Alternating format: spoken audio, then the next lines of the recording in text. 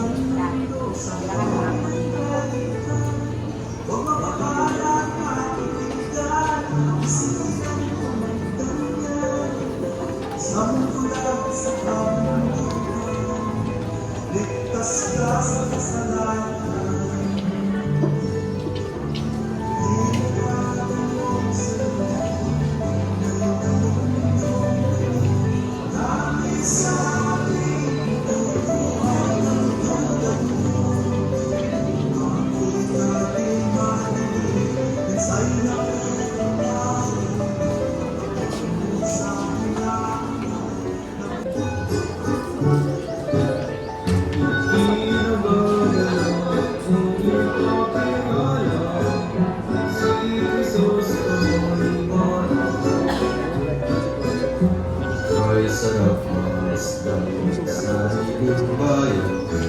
Mahal na mahal.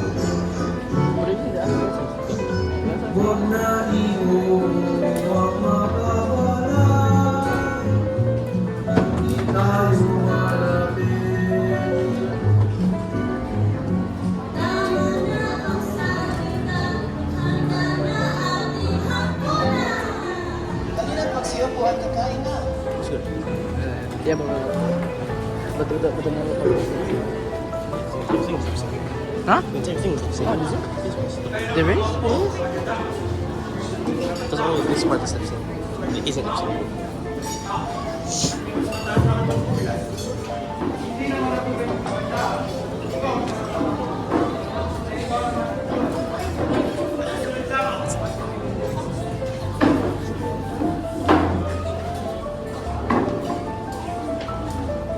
Ilan ba ang kinabang nag-aaral sa Europa?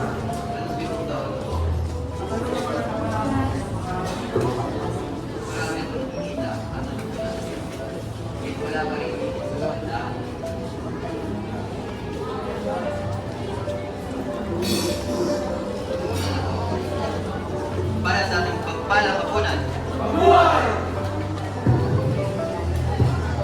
Maghintay ka muna. Ay, paparating. Gumisan si Ibarra. Tinente Guevara, ano ginagawa mo dito?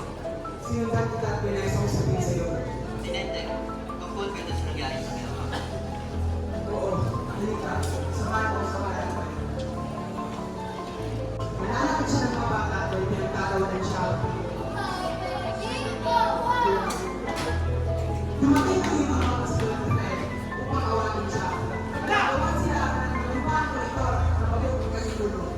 Pinalaunan, pinawian siya ng buhay. Pinagbintangan siya sa malupitan ng Pilipino.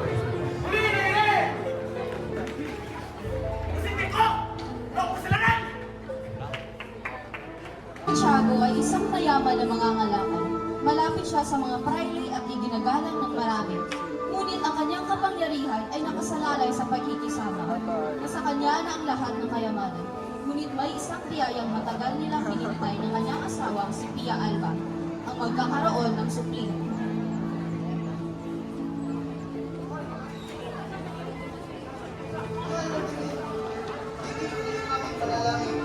Matagal nang nagbibigay ng biyayang anak.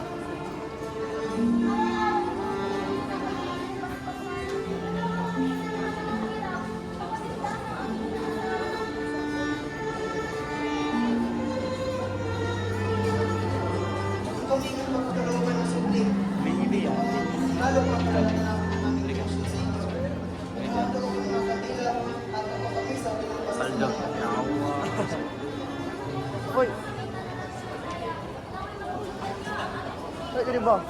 At sa wakas, dininig ang kanilang panalangin ng mahal na Birhen at ipinagkaloob ang biyaya ng isang anak, si Maria Clara, ang pinakamagandang dalaga sa San Diego.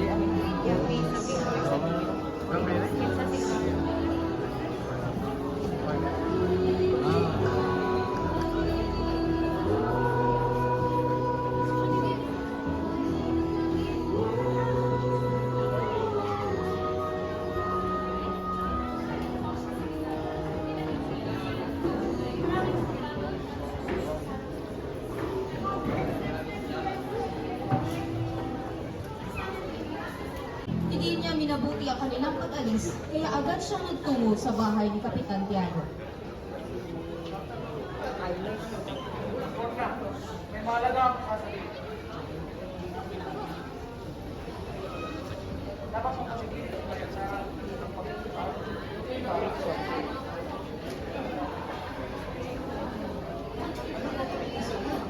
dapat hindi ko usap. Mayor. Ayaw ko, Mayor. Nakumbinsi si Kapitan Tiago sa sinabi ng pare. Pag-alis ni Padre Damaso, pinatay ni Kapitan Tiago ang mga kandilang itinulos ni Maria Clara para sa paglalakbay ni Ibarra pabalik sa San Diego.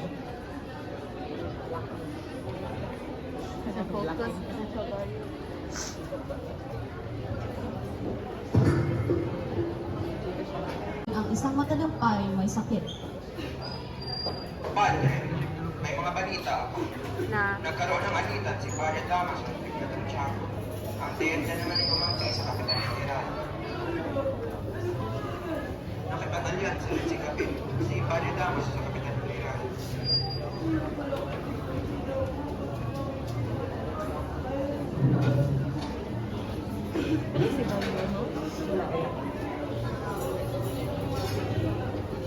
At dito nagtatapos ang kanilang pag-uusap tungkol sa mga nangyayari sa bayan.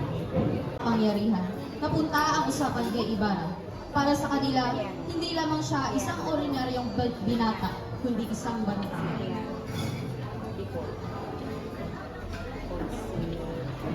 ay wala man to siya gawa.